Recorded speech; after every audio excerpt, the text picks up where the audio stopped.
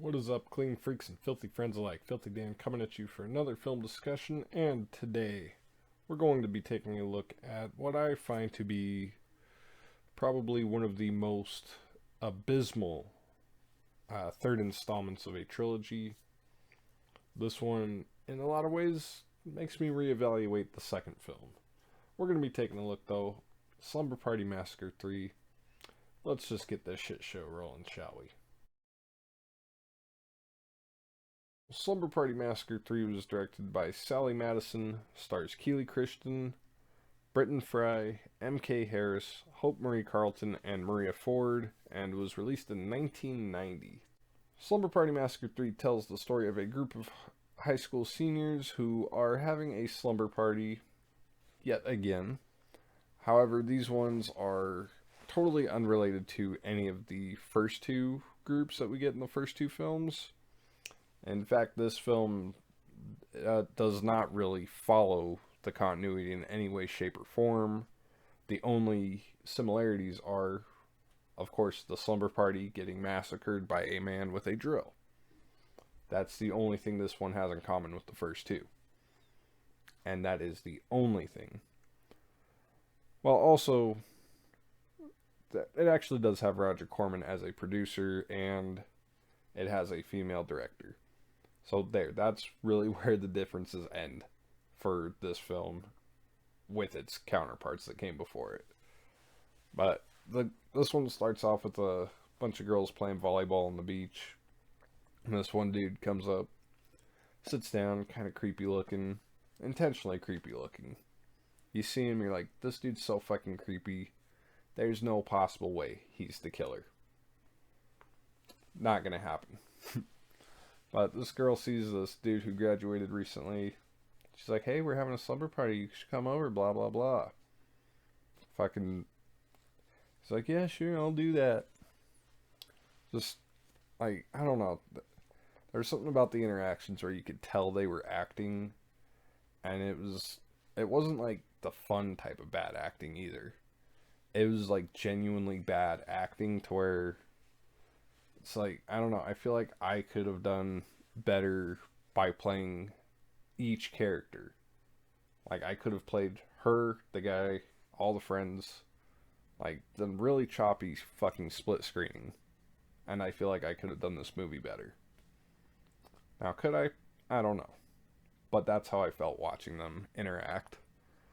But, no, anyway, the main girl goes back to her house, whatever. And this is after one of her friends is killed. It's such an inconsequential fucking kill scene. You know it's gonna happen. And I'm not knocking it, but it was so predictable. This one girl is walking to her car. You're like, the killer's in her car. Like, you just see her walking to the car and you know, the killer's in the car, she's gonna be dead in a minute. She is. Inconsequential, they bring her up only once later in the movie. And that's just because they are hungry. Anyway, the main girl goes back to her house after her boyfriend-to-be, whatever, drops her off. And inside her house is her neighbor from across the street. Creepy. Freaky. Dude's kind of a creep. And much like the creepy dude at the beach, he's much too creepy to be a possible killer. I mean, you can tell that they're doing just like with the guy on the beach. They're injecting such a high level of creep factor into him. It's like, if this motherfucker was any more of a red herring, he'd be bleeding out his fucking face. He would be a fucking herring fish. So, you could rule out this guy, but he was, I guess, enjoyable. I guess. He goes back to his place after hanging out there for a little bit. And she's like, well, you know, my parents aren't here. Maybe I can show you around, blah, blah, blah. He's like, oh, no, if your parents aren't here, I'm not going to do this, blah, blah, blah. Anyway, the dude does go back to his house, and they make him creepier throughout the film because you got him across the street looking at the house through his telescope and shit. And it's like, yeah, this dude, creepy, yes. Killer, no. Like, they made him so creepy, it's like, I could tell just by looking at him Like, this dude, again, is creepy, but he's harmless. He's like a friendly nuisance. But he's talking about wanting to come over while he's looking at the girls partying through his telescope, and it's like, nah, man, nah. I appreciate the effort, but no. But anyway, the girls are all partying, and they start stripping, and this was a really cool scene at first. It's like, okay, yeah, I can fuck with this. I can fuck with this. These girls are all kind of pretty, you know. I like where this is going. Start stripping, you only get 2 girls stripping, and there's like 4 more that are just kind of sitting around there, egging the other 2 on, like, yeah, yeah, yeah, take it off, take it off. But you're watching that too, and you're like, yeah, fucking take it off. And this fucking redhead chick, she looks like a mix of Nicole Kidman and Elvira. She takes her shirt off, right? It's like, oh fuck, she looks good. She looks good. She's dancing around in her bra. Takes her bra off and has the scariest fucking tits I've ever seen. I mean, it looked like fucking pancakes, like pepperoni pancakes, just sitting there on her tits, and it's like, fucking, I'm not trying to be a dick, but it really caught me off guard. I was not expecting her tits to look like that. It shocked me, and I mean, it didn't take me out of the movie, but it's like, I don't know, it changed my whole feeling about the movie. I mean, pepperoni pancakes are not what I go for personally. But anyway, the girls are still stripping, whatever, and some of the boyfriends are kind of out cruising around, getting real close to the house. They're like, hey, we're going to go in there, blah, blah, blah, scare the shit out of them. They put on these Halloween masks, run in there, ah! And the girls are like, oh, you dicks. They kick them out. And one of the guys is told, oh, just go back in there and kind of tell them we're sorry. He does. He tries to anyway. He's banging on the door, and the killer comes in from off screen. You can't see his face. Stabs him with a fucking for sale sign for the house. It was pretty cool, I guess. Another of many I guesses in this film. And anyway, takes the body away. So after that kill, the fat friend of the group is walking around and confronts the pizza girl, who is played by Sandra from Friday the 13th Part 2, by the way. At least I think that's her. It looked a lot like her. God, I hope that was her. That might be the one redeeming quality of this film. But anyway, they switch shirts, whatever, in a really interesting scene. I don't know what to make of that scene. But he's like, well, give me the pizza in your shirt. So they change shirts, totally turn around. It's like, I don't know what this scene's about, but okay. But he goes, delivers the pizza to the girls, and his effort to get into the slumber party. And he hangs around, I guess, for whatever reason. I don't know why they didn't just kick him out. Then the other guys come back. They're hanging out. One of the dudes was at the beach. He was the dude who had graduated the year before. Goes upstairs with one girl. They're getting ready to fuck, but he can't get it up because he drank too much beer. And he can't get his dick up. I don't know. I mean, maybe I'm not that old yet to where that's not a problem, but he can't get it up, so he goes down on her. So after the dude's done eating the chick out, she goes, takes a shower, and she's got her friend has this vibrator in the bathroom. It's like a fucking plug-in vibrator, which I guess was a thing once upon a time. It sounds very dangerous, and it's proven to be dangerous in this film. In fact, I was watching it with my lady, and we saw that, and it's like, that's how this girl's gonna die. That thing's gonna go in the fucking tub, and it's going to electrocute her to death. Lo and behold, that's what happens. That was such a shocker, wasn't it? But anyway, back downstairs, the girls see the dude who was at the beach, the creepy one, is kind of looking at the window, looking in the window. They scream, and then he jumps in front of the window and then runs away. It's like, wait, if they don't totally see you, and then you hear them scream, why are you gonna look at them and then run away? I don't fucking get it. But anyway, the girls call the cops. Police officers are not taking the call serious at all. And there's a piece of exposition dumped there that there was a cop that used to work there that offed himself for reasons that become clear not too long after this. And the cops aren't taking the girls seriously. So the guy who's upstairs with the girl is like, hey, my uncle's an ex-cop. He lives not too far from here. Let's go. Takes one of the guys with them. They go, and he turns on the guy and more or less kills him. They have a pretty decent scrap, and he winds up cutting the dude with the chainsaw. I don't think he totally killed him. It's like he just cut off his legs, I think, or sliced his legs. But he fucks him up with the chainsaw, goes back to the house, and he's like super obvious that he's the killer. And I thought it was pretty fucking obvious when he got all nervous when they found the girl dead upstairs. Actually, I'm like, you did it, didn't you? Because they're playing him off in such a way, it's like, I don't know, it was easy for me to deduce that this guy was the killer. But you find out that his uncle is dead. And his uncle did some really bad shit to him when he was a kid that I don't want to talk about, because it's fucking disgusting and wrong.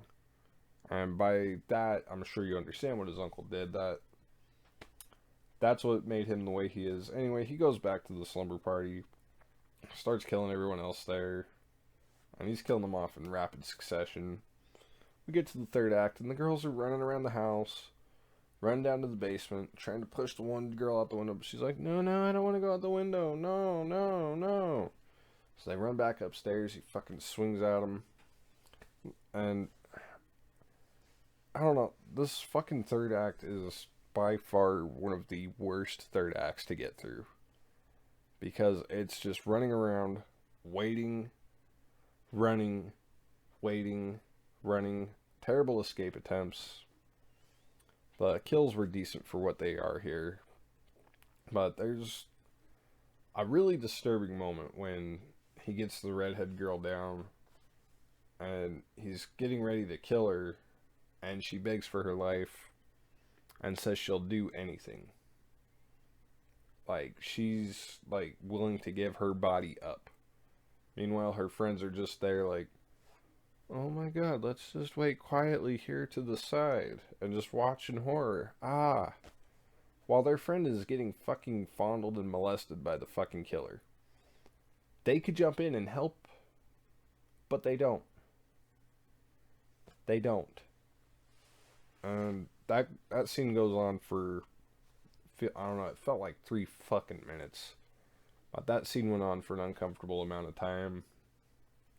And anyway, he kills her because of what she did. What people like her made the uncle do or some shit. It was just really fucking disturbing, man. But anyway, the final girl and her friend wind up getting the upper hand eventually. And like, they put bleach in the killer's eyes and the light bulbs wind up breaking. I think he breaks the light bulbs with the drill. It's like, if you're already fucking blind from bleach, I don't know what was it.